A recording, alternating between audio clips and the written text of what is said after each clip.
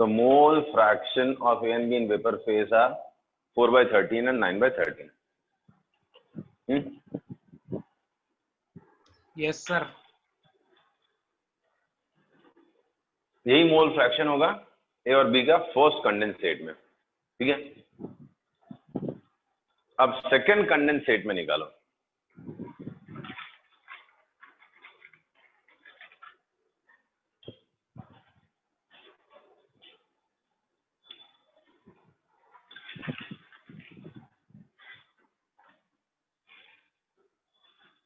Sir calculation लंबा जाएगा sir, answer fraction में आएगा। करना क्या इतना डर रहा है? वो नीचे 13 आई है ना सर, कोई इवन नंबर होता तो फिर भी चल जाता। अनलकी हो गया तेरे लिए बहुत सर। फर्स्ट कंडेंसेट का क्या कॉम्पोजिशन आएगा?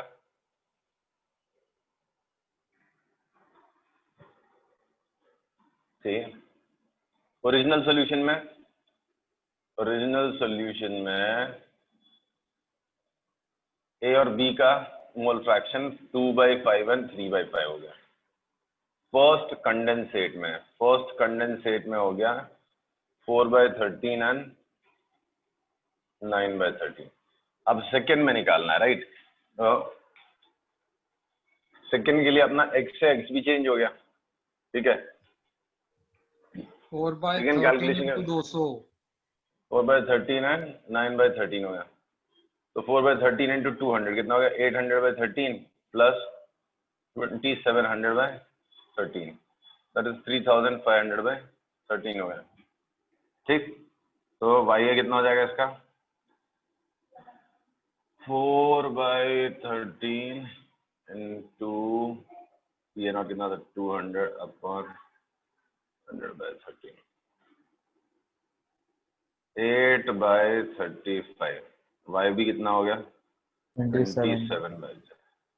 सॉरी, तो सेकेंड कंडेंसेट में 8/,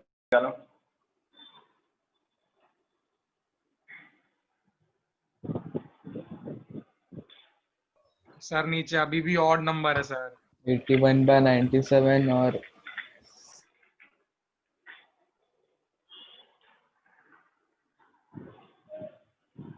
81/97 और 16/97।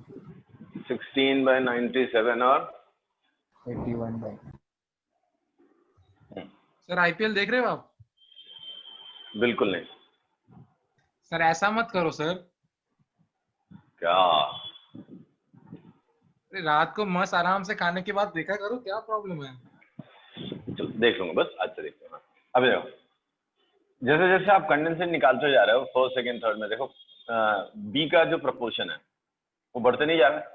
यहाँ पे 0.6 था, यहाँ पे 0.7 के आसपास हो गया, यहाँ पे 0.8 के आसपास हो गया ना, 8 से भी ज्यादा हो गया।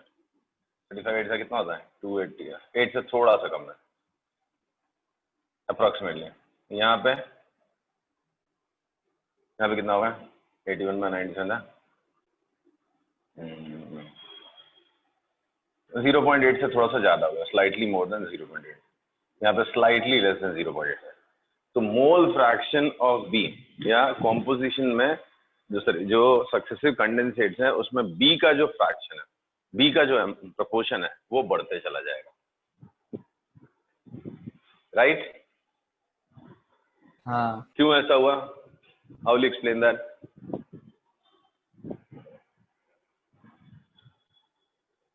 क्यों ऐसा हुआ?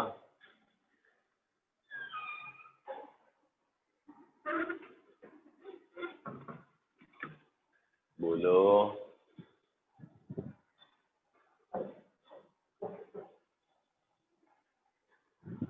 नहीं बोल पा रहा है? बी का वेपर प्रेशर ज्यादा था, बी का वेपर प्रेशर था 300, तो बी वाज मोर वोलाटाइल। तो जो ज्यादा वोलाटाइल है उसका सक्सेसिव कंडेंसेट्स में प्रपोर्शन बढ़ता जाएगा, समझा? हाँ। ना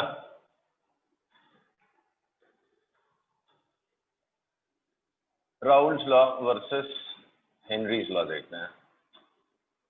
Rawls law versus Henry's law. See, Henry's law में क्या था, एक लिक्विड सॉल्वेंट है, इसके ऊपर बड़े सारी गैसेस हैं अलग अलग, राइट, सबका पार्शियल प्रेशर अलग है। तो जिसका पार्शियल प्रेशर ज्यादा है, क्या पढ़ा था हमने, वेपर, मतलब जो गैसेस हैं ऊपर, ठीक है, इन गैसेस में जिसका वेपर प्रेशर, जिसका पार्शियल प्रेशर ज्यादा है उसकी सॉल्युबिलिटी ज्यादा है, याद है? बस यही तो रह गया था सर पढ़ना। ओके, कोई बात नहीं। सो देखो, जितना यहाँ पे पार्शियल वेपर प्रेशर जिस गैस का ज्यादा है, लेट अस अज्यूम, सुनने को बड़ा सिंपल लगे, कोई बड़ी बात नहीं है, बस डायरेक्टली प्रोपोर्शनल होना आपको फील करने वाली चीज रहती है, बाकी सब तो क्या लॉजिकल लगेगा। अब यहाँ पे हाइड्रोजन का पार्शियल प्रेशर, ऑक्सीजन का पार्शियल प्रेशर ज्यादा है, लेट अस अज्यूम, तो कौन सी गैस ज्यादा डिजोल्व होगी इसमें? ऑक्सीजन। क्यों? इसका पार्शियल प्रेशर ज्यादा है, वो क्वांटिटी भी तो ज्यादा ही है वहां पे। नहीं समझा?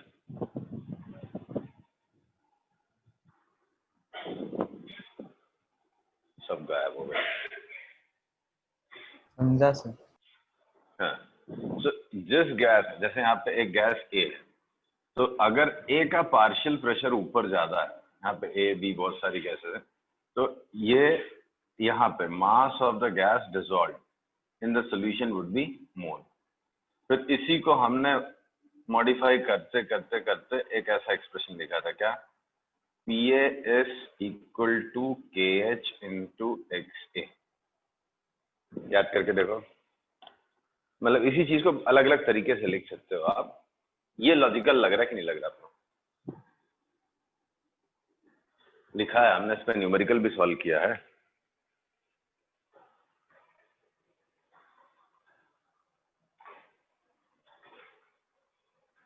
हेलो,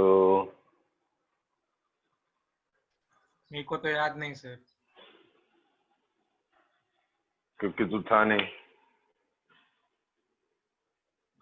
क्योंकि आपने बुलाया नहीं सर।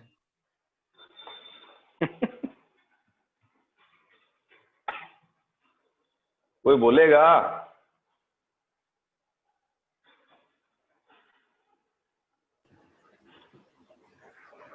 क्या पूछा सर आपने, वापस बोला? अरे ये याद है, PA is equal to KH into XA हमने अलग अलग फॉर्म में लिखा था, हर बार हाँ कॉन्सेप्ट चेंज करते थे, तो इसको बस ऐसा लिख के देना, PA is equal to KH into XA, ठीक है।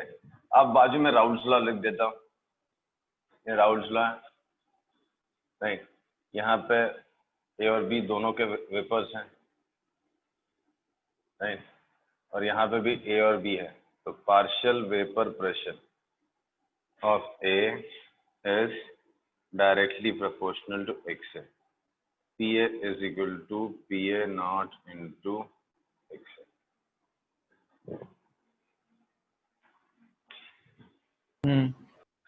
कंपैरिजन देखो आप दोनों,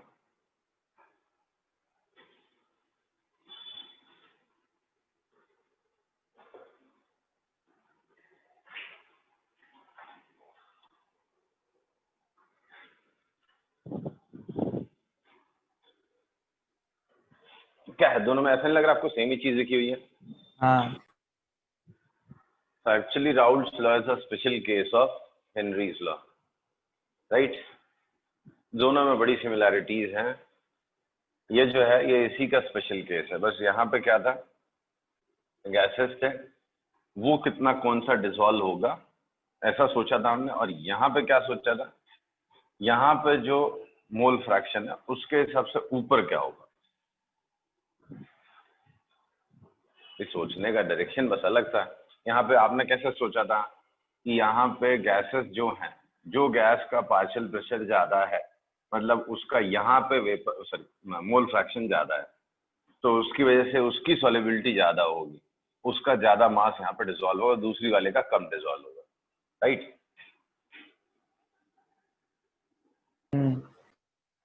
यहाँ कैसे सोचा हमने, एक कंटेनर लिया, क्लोज कंटेनर, इसमें सॉल्यूशन है, ए और बी दो कंपोनेंट्स हैं, जो ज्यादा यहाँ पे प्रेजेंट होगा उसका मोल फ्रैक्शन ऊपर ज्यादा होगा। हाँ सो दोनों में नियरली सेम है, आप डायरेक्शन सोचने का अलग रख रखे हो, राइट। तो कुछ पॉइंट्स ऐसे लिखे होते हैं, अगर आप सोचो ध्यान से तो दोनों सेम ही लॉ बता रहे हैं, right. Partial pressure of any component in solution is directly proportional to its mole fraction in the solution. यहाँ भी वही लिखा हुआ है, यहाँ भी वही लिखा हुआ है।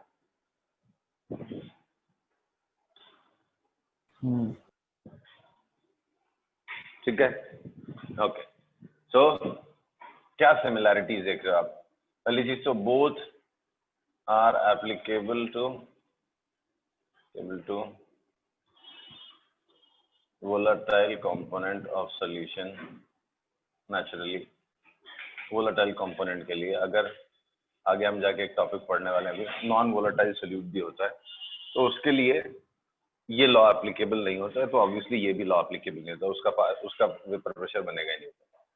सो both are applicable to volatile components of solution। both says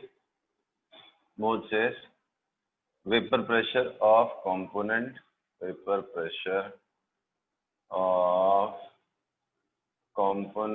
in a solution is directly proportional to what? Directly proportional to its mole fraction in solution। Agree to this? हाँ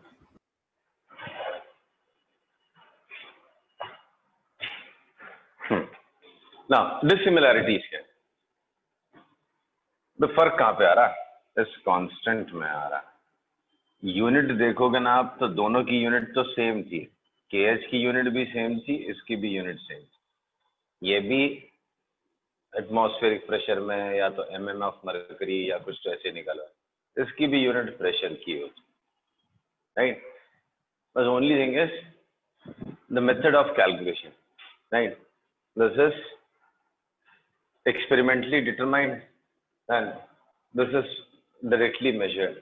ये कुछ एक्सपेरिमेंट्स में से निकालते हैं हम लोग, और PA नॉट तो डायरेक्टली मेजर कर सकते हो आप।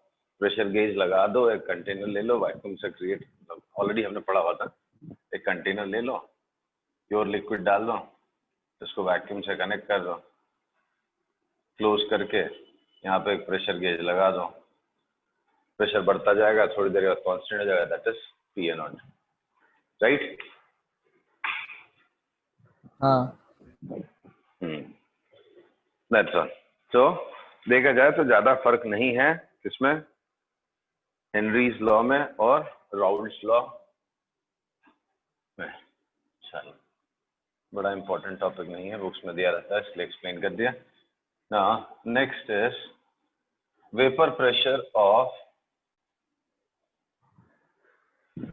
Solution with non volatile solute. इस बार बाइनरी सोल्यूशन है, binary solution with non-volatile solute। non-volatile solute मतलब solid solute। सी, अभी जो हमने पिछला टॉपिक में राउल्ट्स लॉ डिस्कस किया था, तो वहां पे दोनों components A and B, that is solute and solvent, both were volatile, both were liquids, right। दोनों वेपराइज हो रहे थे। इस बार सॉल्वेंट लिक्विड होगा, लेकिन सोल्यूट जो है वो सॉलिड होगा। Solvent is liquid but solute is solid. समझा? आ रहा है समझ में क्या बोल रहा हूँ? हाँ सर। हाँ, सो देखो, A again stands for solvent, B is solute। इसका मोल फ्रैक्शन ले लो, इसका मोल फ्रैक्शन ले लो, PA नॉट, इसका वेपर प्रेशर ले लो, PB नॉट, इसका वेपर प्रेशर। तो PB नॉट कितना होना चाहिए? 0। नॉन वोलेटाइल है, जब वेपर बनाएगा ही नहीं तो उसका कैसा वेपर प्रेशर? तो पी बी नॉट इज 0, तो पी ए नॉट है, पी बी नॉट 0 हो गया, राइट। अब देखो राउल्स लॉ में हमने क्या पढ़ा था, P is P A plus P B, and as per Raoult's law PA is directly proportional to its mole fraction, तो mole fraction XA PA not. अगर इसको देखूं मैं तो ये तो वेपराइज होता ही नहीं है, तो 0। बस यही है आपका नॉन वोलेटाइल सोल्यूट के केस में partial vapour pressure of solution. तो vapour pressure of solution is directly proportional to X, क्योंकि इधर पे सोल्यूट आपका वोलेटाइल है ही नहीं। तो as per Raoult's law vapour pressure of solution, सीधा आप लिख सकते हैं, vapour pressure of solution is directly proportional to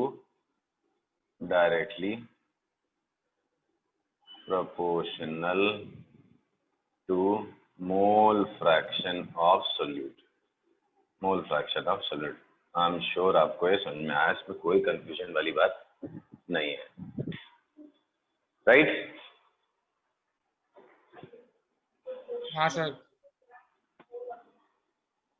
1 second ना, क्वेश्चन कॉपी मत करो ना, क्या करो, सीधा आंसर, एक्सरसाइज नंबर है, सब कुछ है, आंसर सुनिए बस।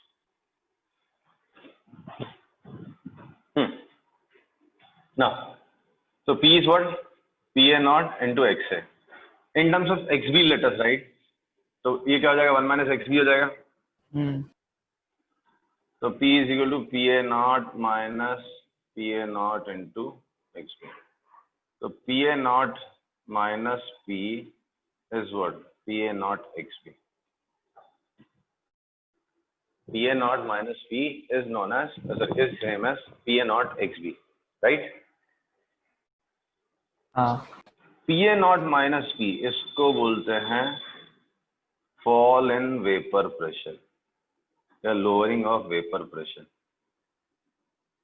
क्यों भाई? भाई ओरिजिनल प्रेशर सर यहाँ पे सॉल्यूट जो है वो नॉन वोलेटाइल है, तो उसका तो चक्कर है ही नहीं हमारा। तो अगर प्योर सॉल्वेंट होता तो उसका वेपर प्रेशर PA नॉट था, आपने कुछ सॉलिड सोल्यूट डाल दिया उसमें, तो वेपर प्रेशर कम हो गया। कितना कम हो गया? PA नॉट माइनस P हो गया। हेलो, समझा sir.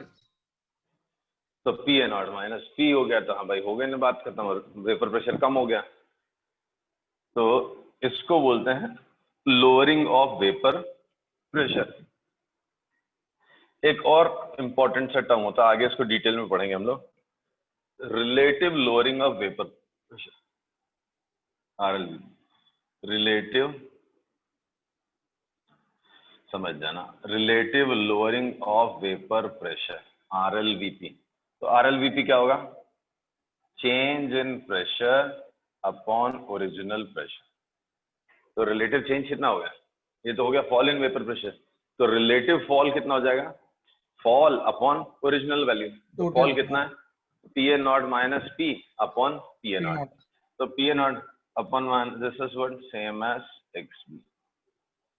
So relative lowering of vapor pressure is same as mole fraction of solute. Solute के mole fraction के equal होता है। अरे बात समझ में? ये पहली कॉलिगेटिव प्रॉपर्टी है ना? हाँ, फर्स्ट कॉलिगेटिव प्रॉपर्टी, मतलब फर्स्ट कह लो, सेकंड कह लो, क्या फर्क पड़ता है, नंबर तो है नहीं, यही है, कॉलिगेटिव प्रॉपर्टी है। पढ़ेंगे under colligative property head, but फिलहाल इसको पढ़ रहे हैं हम किसके अंडर? राउल्ट्स लॉ के अंदर। चलो, तो इसके ऊपर 1-2 न्यूमेरिकल लिखता हूं मैं।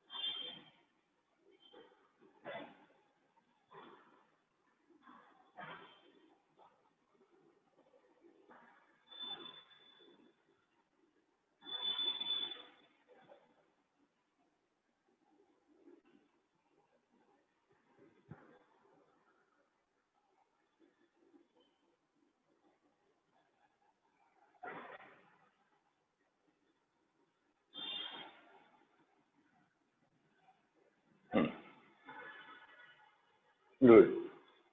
30 gram urea is dissolved in 45 gram of water. Find mole fraction of urea and water in solution, molality of solution, lowering of vapor pressure, relative lowering of. एकदम ओरल सा क्वेश्चन है, फटाफट ऐसे ही हो जाएगा, करो.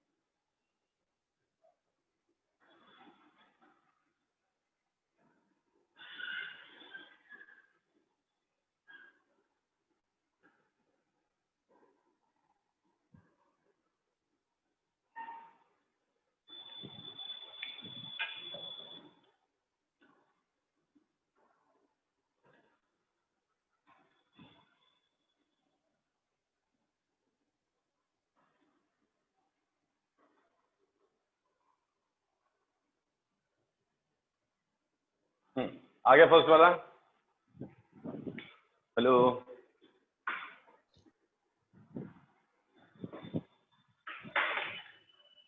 क्लास खत्म हो जाएगी, तुम्हारा सम खत्म नहीं हो रहा. Sir molality 100/9. करेक्ट.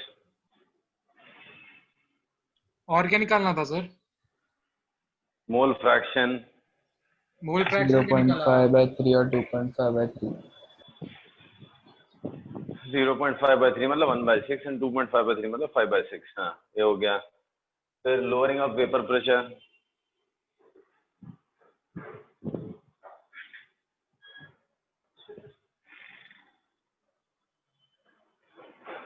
नॉट है तो नहीं पता हमें.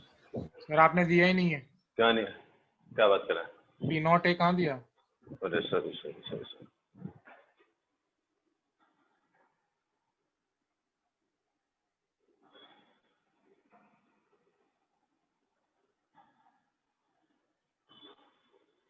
$24 mm ऑफ मर्क्यूरी लेना. किसके equal sir? 24 mm of mercury, कुछ भी लेना है. 24 mm ऑफ मर्क्यूरी.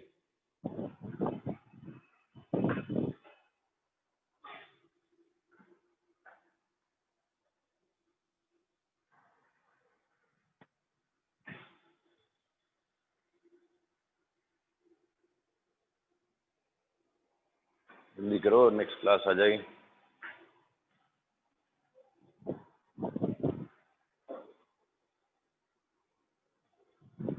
आया आंसर?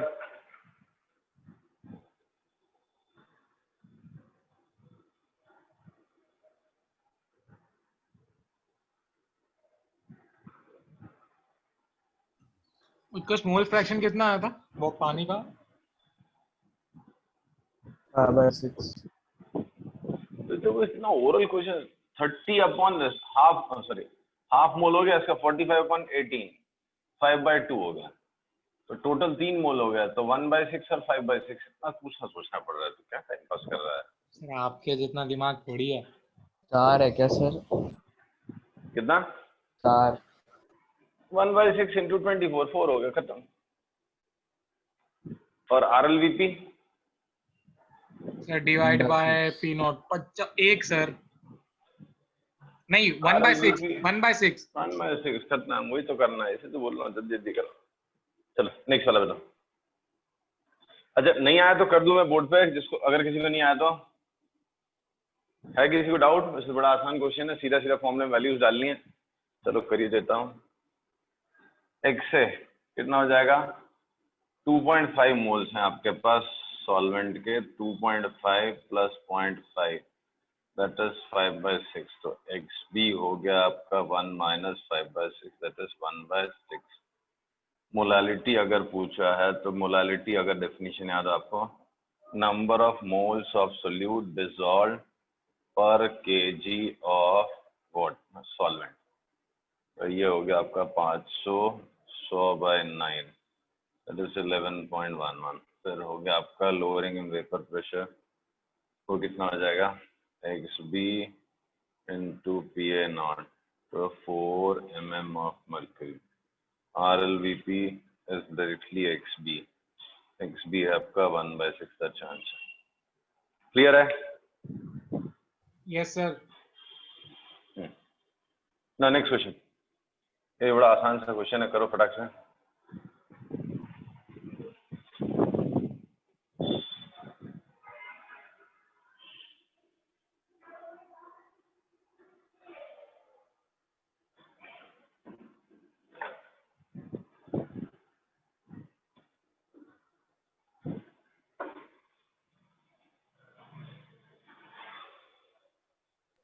सर मोलार मास क्या है बेंजीन का?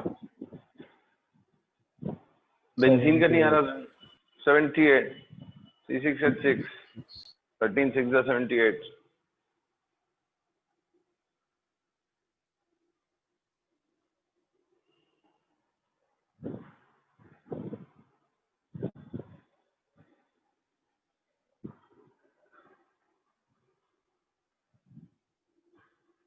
कुछ नहीं सर, एक्स के फॉर्म एक इक्वेशन आएगी, सॉल्व करना है।